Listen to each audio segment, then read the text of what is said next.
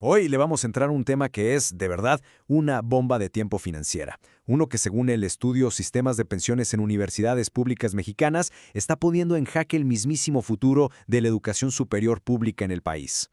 A ver, pónganse a pensar en esto. ¿Qué pasaría si una promesa de seguridad, una que se hizo hace décadas a quienes dedican su vida a enseñar, hoy fuera la principal amenaza para el futuro de la educación? Pues esa es justo la paradoja en la que viven muchas de nuestras universidades públicas.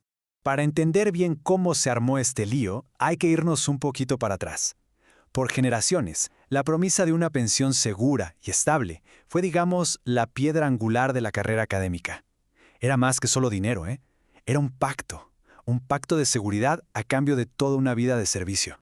Y bueno, el mero centro de este pacto es algo que se conoce como un sistema de beneficio definido. ¿Qué significa esto en español simple y llano? Que la universidad te garantiza un pago mensual fijo por el resto de tu vida. Y aquí viene el punto clave.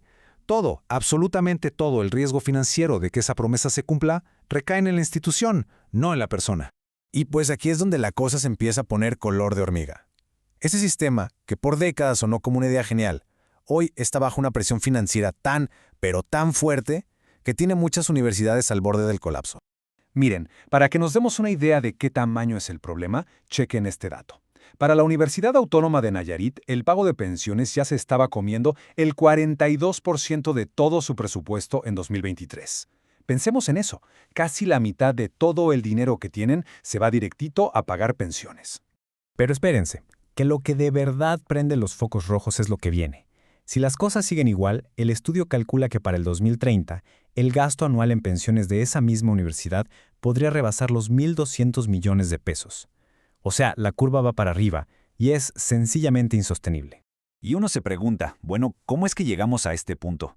Pues la verdad fue como la tormenta perfecta. Por un lado, la gente se empezó a jubilar más joven, pero al mismo tiempo vivimos mucho más. A eso súmenle que no se crearon los fondos de reserva necesarios y que los beneficios que se prometieron en el pasado fueron, seamos honestos, demasiado generosos. Al final, la consecuencia es clarísima. Y ojo, porque aquí ya no estamos hablando de numeritos en una hoja de Excel. De lo que estamos hablando es de que está en riesgo la capacidad misma de las universidades para hacer lo que tienen que hacer, enseñar, investigar, en resumen, para seguir existiendo. Ok, ya está claro el problemón. La pregunta del millón es, bueno, ¿y ahora qué hacemos? Pues el estudio plantea 3 posibles caminos, 3 escenarios de lo que podría pasar. El primer escenario es el más fácil, digamos, el status quo. Es decir, no moverle a nada, dejar las cosas como están y, pues, a cruzar los dedos. El análisis es brutalmente honesto. Seguir por este camino lo único que garantiza es una crisis fiscal cada vez peor. Es ir derechito al precipicio. Luego tenemos la segunda opción, una reforma paramétrica. Esto podríamos verlo como una afinación del motor. No cambias el coche, pero sí le ajustas las tuercas.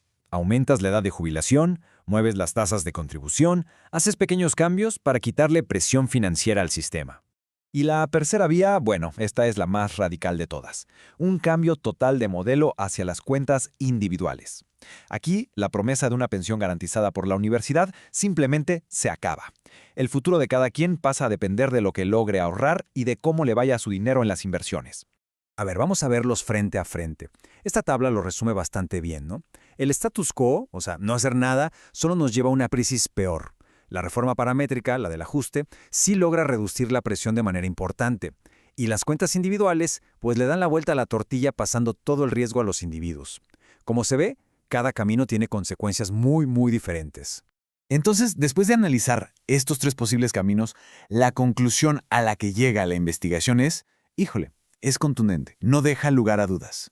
Y voy a citar porque creo que es importantísimo, se concluye que la reforma de los sistemas de pensiones universitarios es urgente y necesaria, y debe abordarse desde una perspectiva técnica, institucional y social, con participación de todos los actores. Ojo con esas 2 palabritas, urgente y necesaria.